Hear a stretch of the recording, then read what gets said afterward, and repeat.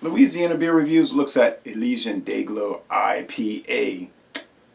This is 7.4% alcohol. The IBUs, they say, are in the mid-60s, sort of a rubber sole revolver type area. It's brewed. They're vacuuming out their car next door. Had a feeling that was going to go on. Always something with the power equipment aficionados. They use pale malt, wheat malt, and dextra pills and Mosaic hops with a touch of Eldorado and Centennial. Was released for sale in this town on the afternoon of February 9th, 2018. I thought it looked nice. It was $1.89 for the single at Mathern's, so I bought it, and here we go. Beer Advocate says it's an exceptional beer, an 82 out of 100.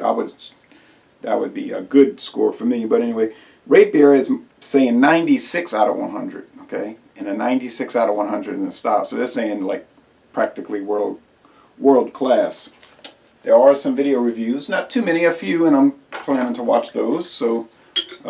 Sorry about that noise earlier. I had a feeling I saw that they were vacuuming the back of that SUV, and I said maybe they're finished, but then they went into the main cabin. All right. Some smoke.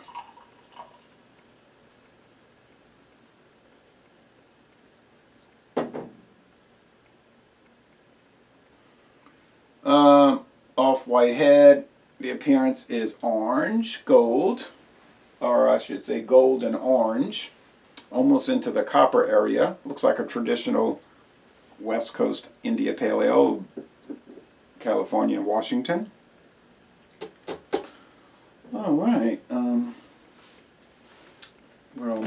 we're nearly 9 a.m., so let's check it out. Yeah, resiny hop notes and a lot of pungent, I would say, and pleasant white bread crust. Sweetness, so kind of reminds me of what I used to encounter with IPAs 10 years ago. 10, 9, 8, 7, 6 years ago.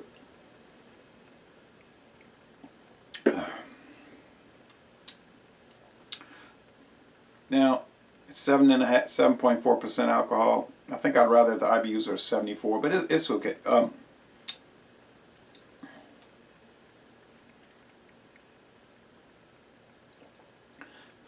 Sweet white bread crust, sugar, noticeable but in no way harsh hop bitterness, pine, okay, hop resin, little touch of nectar, flower nectar,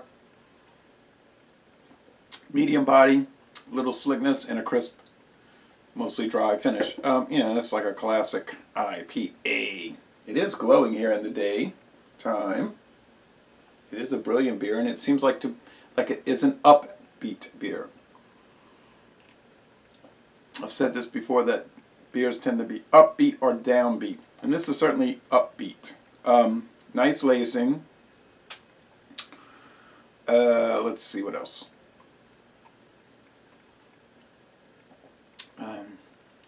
I think on the sweetness scale, on the Cyclops scale for sweetness, it would be about a 4 out of 5. It's pretty sweet and sugary. Not up to the level of the New England style, the sugary juice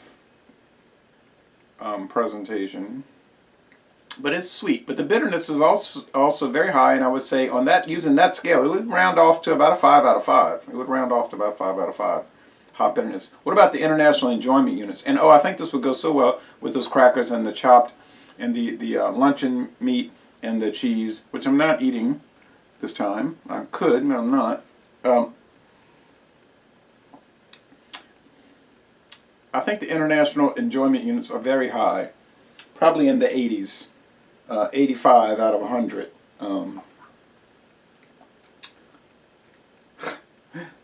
And you say, what is your scale for the IEUs?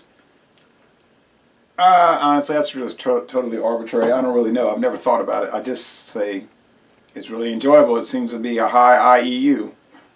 I mean, maybe it's 100. I mean, I'm drinking it. I'm liking it. I'm thinking to myself, okay, so what's the downside of it? It's $1.89 for a sample bottle. So what's wrong with the product? Well, nothing. It's pretty perfect when you're looking at what it is.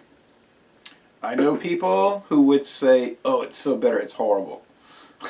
Like Pablo. He tried the, and that was the New England style. He tried the Ghost in the Machine, and he said, oh, it's the worst beer I ever had. Me and my wife drank it. We jumped it down the sink. I was like, probably, you got to give these things a chance. You know, you got to get used to it. No, I'm going to drink. But he said, I'm going to drink something good like Corona. To him, that's like the best, okay? The best. So then he would drink this and say, ugh. It's all about frame, a viewpoint, I mean to say, and how you address it, and your preference, and all of that. So what I say is fabulous, he's going to say is awful. So I would score it a solid A. So Laissez-les Bon Temps Relais, a most excellent beer. I'm glad I bought it. And I'm going to end this review by saying, y'all come on down to southeastern Louisiana. And I'll be curious to see what you think about Dayglow colors.